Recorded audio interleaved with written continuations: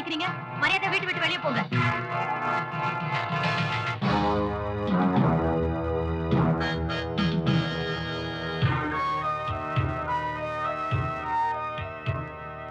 Super ஐடியாடி. நாளைக்கு நம்ம வைக்க போற வேட்டுக்கு அவ குடும்பம் வந்துடும் நடு ரோட்டுக்கு.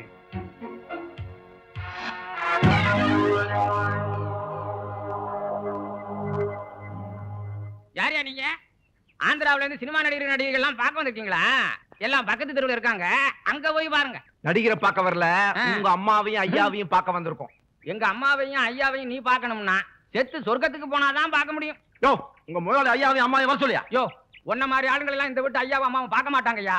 இந்த பாரியா, என் லட்டிக்கு வேலை கொடுத்து ரொம்ப நாளாச்சு. முட்டிக்கு முட்டி தட்டி விடுவேன், மரியாதையா போயிடு. நெத்தியில நாமம் போட்டிருக்கிற, வாயில வெத்தலை பாக்கு போட்டுக்கிற மாதிரி வச்சுக்காத. முடியாதியா? போனா போத்தி மரம். கோயில் வாசல் உட்கார்றவெல்லாம் கேட்டு வாசல் உட்கார்ந்துட்டு இருக்கான். நீ எல்லாம் பள்ளி வைக்க வந்து என்ன தகராறு? அம்மா, உங்களையும் ஐயாவையும் பார்க்கணும்னு தகராறு பண்ணிட்டு இருக்காமா இந்த சோத்தமிக்கு. சரி, அவங்கள உள்ள விடுங்க. அம்மா சொன்னா அப்பிலே கிடையாது. வந்து பேசு. போங்க. ஐ, பொண்ணு குட்டி, சின்ன குட்டி, கண்ணு குட்டி, நல்லா இருக்கியாமா? ருக்குமணி, நம்ம குழந்தை. மூக்கு முடி உன்ன மாதிரியே யார் நீங்க? என் குழந்தை விடுங்க, விடுங்க சொல்றேன். என்னம்மா சொல்ற? இந்த குழந்தைக்கு அம்மா இவ, அப்பனா உண்மையை தெரிஞ்சுக்கணும்னா உள்ள இருக்கிறவன் புருஷனை கூப்பிட. என்னங்க? என்னங்க? என்ன லட்சுமி? இவங்க என்னமோ சொல்றாங்க, எனக்கு என்னமோ பயமா இருக்கு. கொஞ்சம் யாரையா நீங்க? என்னையா ஒண்ணும் தெரியாத மாதிரி கேக்குற? அன்னைக்கு ஒரு நாள் ராத்திரி கொற்ற மலையில என் குடிசை கதவை தட்டி, ஐயா, என் பொண்டாட்டிக்கு கோயில்ல குழந்தை செத்து பிறந்திருக்குது, அவ கண்ணை முழிச்சு குழந்தை எங்கன்னு கேட்டா நான் என்ன சொல்லுவேன்? நீங்க தான் உங்க குழந்தைய எப்படியாவது கொடுத்து காப்பாத்தணும் கால விழுந்து கெஞ்சினியே.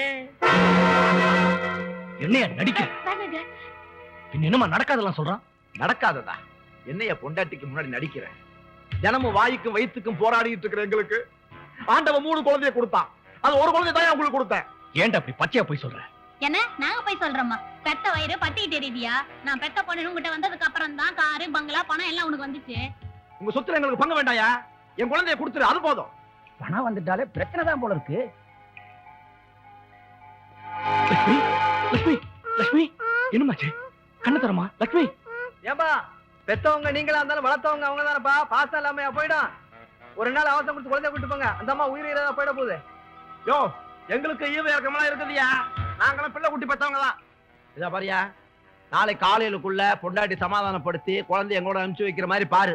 இல்ல போலீஸ கூட்டிக்கிட்டு வந்து குழந்தைய கூட்டிட்டு போக வேண்டியது இருக்கா, ஜாக்கிரதை. பாடி பெத்த வயிறு எப்படி பத்தி எரியுது பாத்தியா? எனக்கு உடனே அழுக வருது. நான் அடக்கிக்கலையா? நீ அடக்கிக்க. ஒரு நாள் தானே, ஒரு நாள் அடக்கிக்க.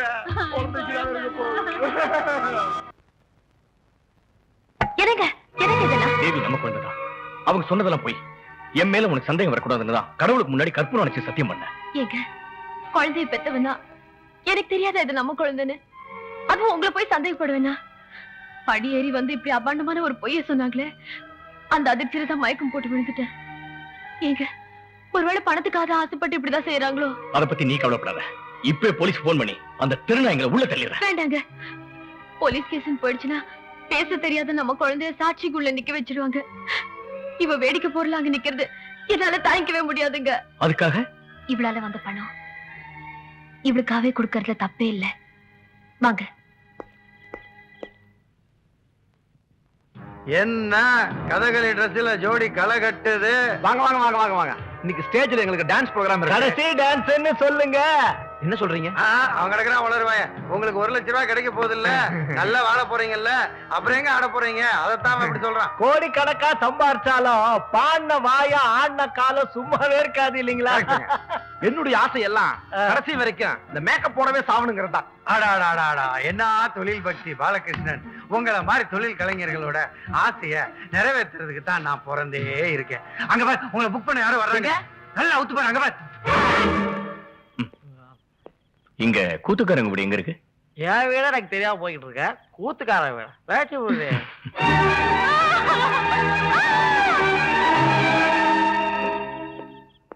எங்க இந்த கூத்துக்கெல்லாம் போவாங்களே பாலகிருஷ்ணன் ருக்மிணி, அவங்க வீடு எங்கன்னு சொல்ல முடியுமா? அட குழந்தை பாட்டி, என்ன தெரியல?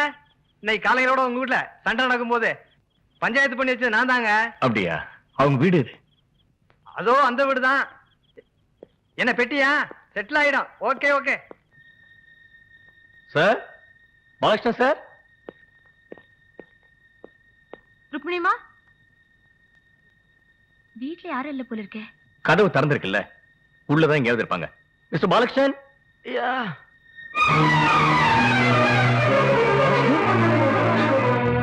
சார், பாலகிருஷ்ணன் சொல்லுங்க. என்ன சார்? சொல்லுங்க சார், சொல்லுங்க. சொல்லுங்க பாலகிருஷ்ணன், சொல்லுங்க. என்னங்க?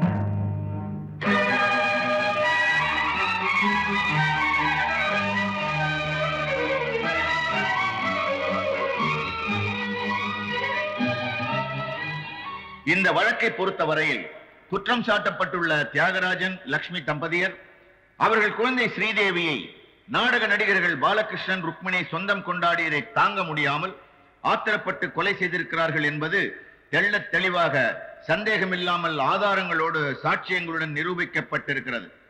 பிள்ளை பாசம்தான் இந்த கொலைக்கு காரணம். இந்த வழக்கின் தீர்ப்பு அடுத்த மாதம் 15ஆம் தேதி வழங்கப்படும். The court is adjourned. என்னால முடிஞ்ச எல்லா முயற்சிகளும் செஞ்சுக்கிட்டு தான் இருக்கு. தீர்ப்பு நம்ம சாதகமா தான் வரும். கம்பெனி பத்தி கவலைப்படாதீங்க. தங்கச்சி, ஒரு நிலைமை வரணுமா தங்கச்சி? இவ்வளவு சொத்து சோங்களை கொடுத்த கடவுள் உன்கிட்ட இருந்து குழந்தைய பிரிச்சுட்டான் பாத்தியா தங்கச்சி? அவங்க இல்லைன்னா நாம இல்ல. நமக்குதான் கடவுள் குழந்தைய கொடுக்கலையே. இந்த குழந்தைய நாம வளர்க்கலாம்.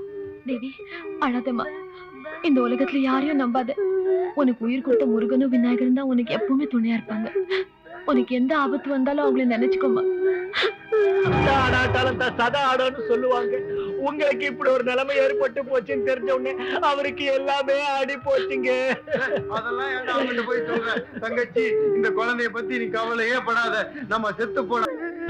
ஐயோ, எவ்வளவு பெரிய வீடு! இதெல்லாம் உனக்கு தாண்டி. இனிமே நீதான் ராணி.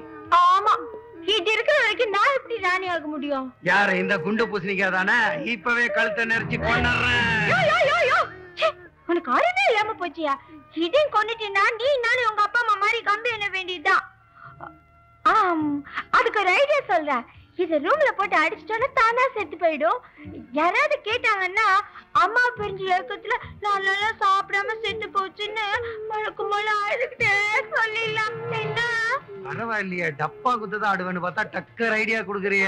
மார்கழி மாசம் குளிரு, சட்டையெல்லாம் அவுத்துட்டு அப்படியே தூக்கி ரூம்ல போட்டுறேன். குளிர்லயோ பசிலையோ சாவட்டும். வாடி வாடி. என்ன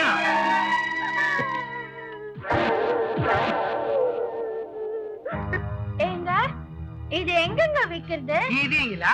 இது என் தலையிலே வெயி. ஏண்டி கூறு கட்டவளா? இவ்வளவு பெரிய வீட்டுல இதை வைக்கிறதுக்கு இடம் இல்ல.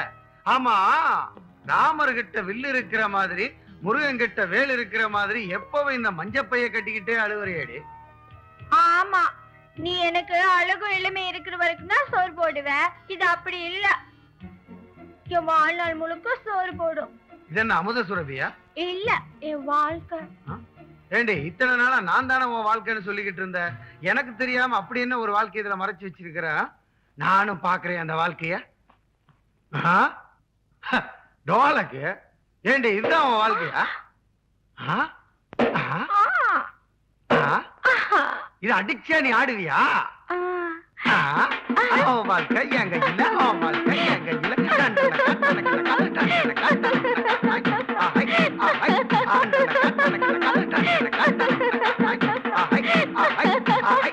அப்படி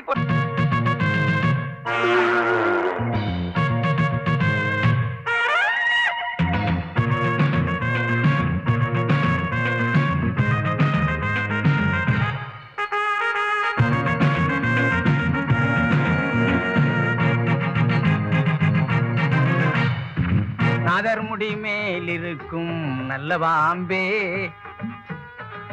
நல்ல பாம்பே, இப்ப என் முன்னாடி வந்து நின்னு ஆடுவாம்பே, இப்ப என் முன்னாடி வந்து நின்னு ஆடுவாம்பே, விளையாடுவாம்பே.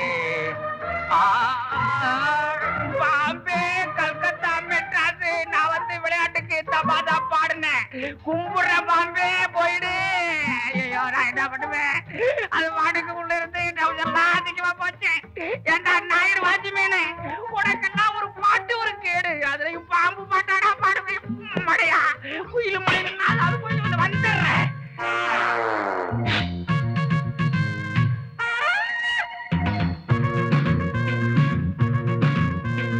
தோட்டம் பாத்து வாடா, பாம்பு தோலை வித்தா 10,000 ரூபாய் கிடைக்கும்டா. யோ நாம 5000 ரூபாய் தனியா கொடுத்துருந்தேன், அடிச்சா ஆளுக்கு பாதி. இப்பவே சொல்லிட்டேன், எங்கயா பாம்பு காணா? பாம்பு இருடா, காணுமே. பாரு அங்க இருக்கும், இருக்கும் இங்க. எங்க இருக்குது? கிடைச்சிருச்சு. பாம்பு அடிச்சிட்டேன், கிடைச்சிருச்சு. நான் புடிச்சிட்டு பாம்பு 10,000 ரூபாய் எனக்கு தான்.